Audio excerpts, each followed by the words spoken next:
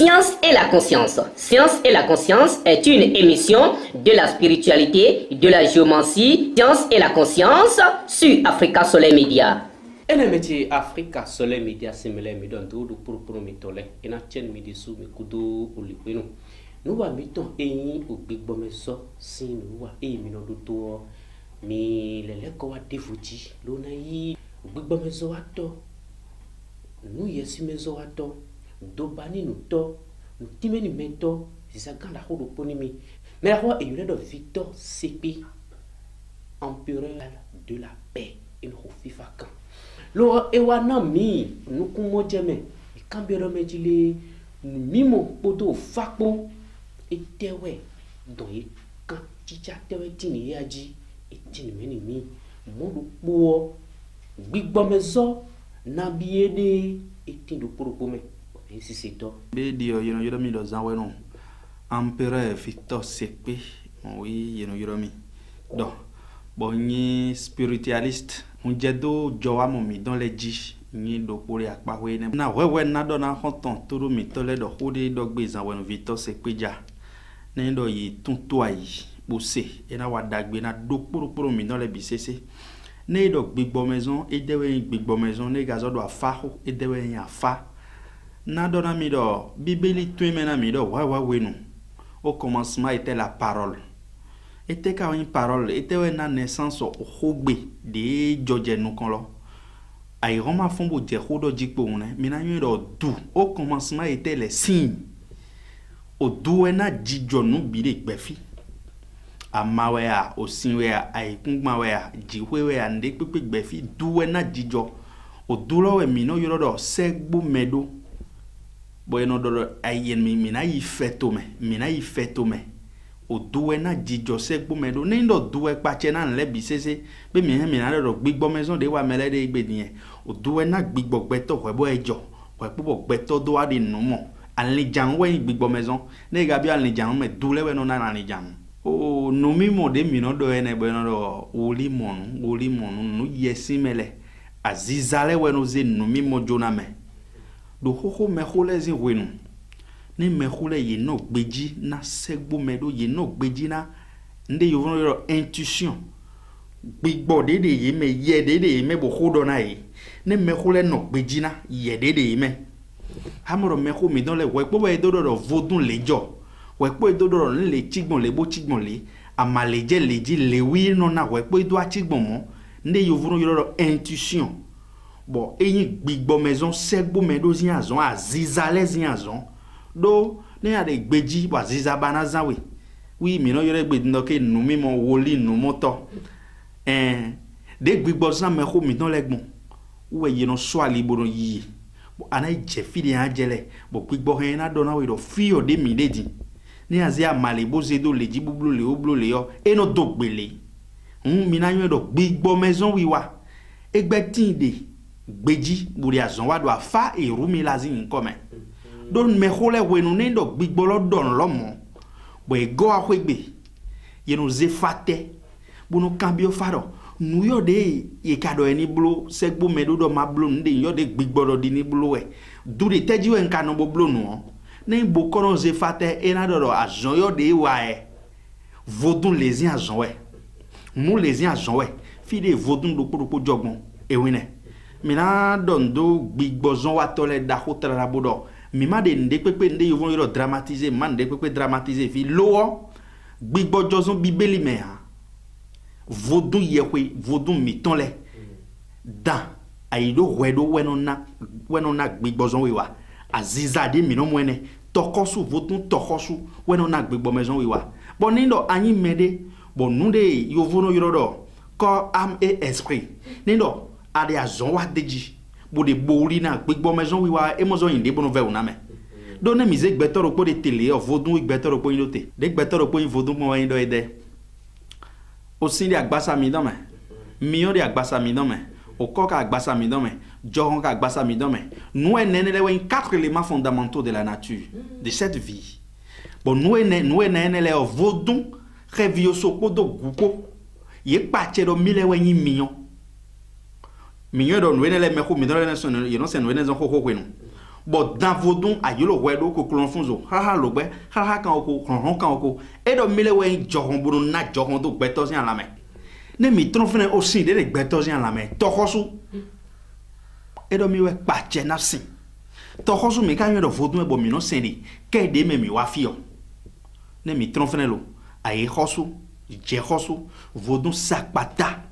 e do mi we pa che na dokun we kelo don le bisese mi we yin ay khosu mi o we pachena i hosu mi o we pachena i kungba nuene de mi gbeto les yan la me e bro gbeto ro po de teni no le yo vodun e gbeto ro po ne gbeto ro po vodun e de mi karablo ye do na nyon nuene les insu bonne rime de nyon nuene les insu bodo yin jan we yo nde yo vron yo ko am et esprit aro jijrado bodo bible do bo gbebu ifaton nu e gbedo to kan do jiwe ba wa bible gbe fi yo ana wa jan we be mina don do gbigbozon wa tole bise boro ni manyi ndebo pacha itranwe lowo nunde gbe odo dai nu mese minole zia jon wi jan wa ekpen pasteur o ekpen ndende o mope o ye ni ywe pondo nu mese minole zia jon ya wa mire puisque ne reconnaître bo ywe do mon nous mon le tinde à la mi do men nu bo jan wa bo mi porter yo donc ils n'ont pas le choix yesi ils sont c'est ne amaka sonson se o ne agbe alon nu ene le don wi ayin ne gbigbo sin ko me gbede bodo jogon sin ko me gbede bodo mi ma zona yin o to e fone hun ne runde no sagbon la de me mi o zo bo kun lo no yo bu no sa ne mi o lo gbe azon yo vno yo ne do coagulation du sang rundo e note yo attention pe ne wo a ay kun gba de yin vodun sakpata bo bibeli do ami lo o ko me mi tonzon o ko wi mi na zo go bo yin ne koloro mo bon attention Dirigeant ba te fna mi a bobo yi no mi dan ça veut dire que gbe de gbe yo towe e fonien o sin de no na mi dan me bo sin lo we no de azonwa bo mi no yi bro yi wa nele na sin do mo fi de jemi de di bon ça va ça veut dire que azon do e fonien ma o jam mi na don do ni ma vera mere o do yan wa fi bo de nde wo bo nde dramatiser mi yi ko eji bo ipon mi na mo ro ko nu go do ne o gbigbo no do wen amo gbigbozi wen dido si o so o fa ifa e rumina ton a gbigbo no do wen gbigbo ma se o keche gbetozi gbezanpon o su e gbeto na yin de gbefibo nu na yon ni yon gbigbo si o do wen mo ncho gbe na fozi via gbigbo no do su yin zi wen na gbeto me gbigbo no do hodo instant te o nu we do me o wa we e wo gbigbo na do hodo gbeto si uri atogo bo gbigbo na do mi modo nous les na ti les galets mais ce n'est pas certifié. Ce n'est pas certifié que ça peut se passer. Et il nous bodo joloje bodo gadje ou boy modo que nous les rien à joa. Mais do mon kale boy do nous tono mon xere bodo le fa kan were de xoma. Gbigbo atonji moede. Et do gbigbo illusion. De no fait allusion nous les bon bon nous les rien à ti les relevons gbigbo intact di boya ziza ba ziza ene o do vo bon nous atole no do ziza ko mon godon do gbezan me no me ne gbigbo ene me ne khode awe bo conseil do ya mo do na wa nu ko edon do wa nu ko edon do we na décortiquer de do me na tourner me on de gbigbo ene ton do me ni me on e pe bo pon mo jan na ti aziza me no yoro ene ro en gbigbo aziza ne you know yo me ne aziza aziza no le ouais non yoro même encore dans on mi trofene en gbigbo mado certitude nous moto e mado joroje desi o mo so gbeto don desi o mo passé gbeto don gbigbo ndo poge de da chena wero era mo présent wero jijo trutru buna do khodeji no gbigbo si o mo ne tandis que a fai rumi da de khodo mi de yo yino yoro do so moto so e wayi moto egbe moto so e ja moto eye wetunde gbejogbon mo e no mala fado yeno mala fado ba de gangan de no e monu je to sabo donde mo wi ye me awe mai mo we no mala do mo gbe me fi o fairu mi la no mala do mo do carrefour do plot tourner do mi le gbe me fi o me na ke nu bodo nu boni menozo e we ran me ne yi gbe pomboro mi do tutourner do carrefour do quand on dit mawo nde ma rugan mais la Bible nous dit le bon Dieu c'est l'homme. Pourquoi la Bible nous dit ça? Le bon Dieu c'est l'homme. Maou dagbeyo, nous maou dagbeyo, beto. Et donc, on nous suppose. Na do pondo a fao ne me onya fa kan khede yo e gbon voni gbigbo zon wato me yo fa kan khede yo e gbon voni gbigbo maison wato endo e gbon vo a fao entité de bolo unique en son genre a fao no do nwede gbe fi bi ho e glo di do gbe to gbe me fi a fao no do bi vodun mon tin de wegolo fi bono ema ida viwe kan ida vi kan ono avio gbedo ko ene gbedo kin kan fa yin ko yoro edo fre avio do ko ya we gbedo kin kan we fa yin ko yoro ede nous yin nous révélateur le premier révélateur qui dit même la vérité sur cette terre là c'est l'oracle a fa we no don no gbedo gbe fi bi vodun no mesen de karo gbe fi lo na jijan ida fa me voa no mesen de bu karo gbe o me fi wegolo fi bu na jijan ido du me voa Mera mado e do fado e mega fado e da mado ron gbigbo maison wato e na de noue e va holo plan son ton bon ma we ton doni gbigbo e ton doni yon e na de avo e ton be na sa bon noue do me o wa we nenu e na calma mo mi yo no do ya machine de timbe yo calma ça va cesser pour un temps. Mais ça peut reprendre dans le temps. Et rien à noter. Nous, big boss, on va te mon boudor, ou ça faut de dire, ou quoi les dire, ou bleu les dire. Et rien à noter. Comme ça peut encore revenir sous une autre forme. Et rien à noter. Tu vois que rien à zole goa. Doit l'oppa de vous dire l'eau. Fille, fa signer de dire. Fa quand on les éclairants. Nous ko jolo kwe wo ni on fara do boni a do nu ko me bo nu go he tan do ai nu le njo kwe wo ni nu bo nu jo de gbe o fa na do nu we na wa jodo azai jawe le meyo bo nu bo na gbo we yo fa na do ni we lobo kan do do avo ve pepepe amo fa yi gbe do mi da vo bo na sa ye sa vo jan yo nu o si ujo me na je gla nu mo zo si wo ha we gbe to me cho gbe na fo ti ya FIFA et do différence de yone maintenant dona o ya kwezon wa toledo yini fan ya kwezon bo wadi de bibeli dodo amondo puge de zanwenu fito se pe yon wendo yesi wi Israël bo do ya kwe ko so Israël vilea mo janwe Israël vile masi wa Afrika gbeji bona wa do vodun ko so mi ekpe tout sauf ça Vodun no le ma tunte tomea bodo te tome jodoe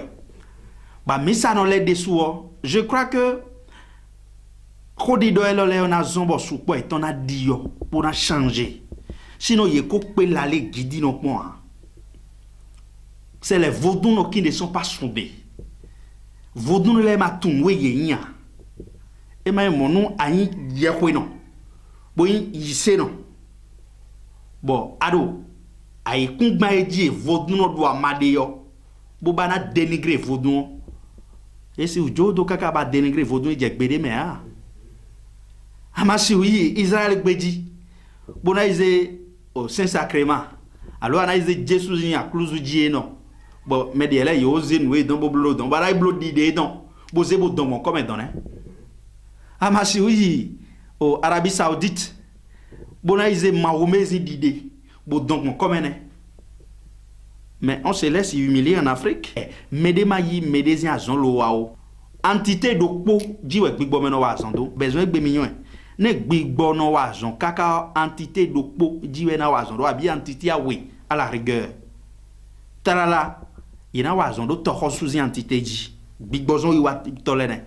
parce qu'ils vont utiliser l'eau ina wa azon do to sous entité ji mais ni entité rodon dure da wa gbe fi mai e mai to sous dolo et en réaction mon godon wa tegbe tu ama kongbona mo entité a we gode ye no juna wa son di pe entité dandon joronzi azon wi wa parce que c'est lui qui voit et communique déjà avec l'air il communique avec dans l'esprit de l'air wa podo no mo et na wa son di à la rigueur il était no wa son di en tant que tel dia parce que na do venir un boudi le wi talo file à la rigueur ouais na wa son podo entité a we po sinon normalement entité do popo e po no wa son qu'on a donné mi do me dire mi ten qu'on le gba donné mi de le pon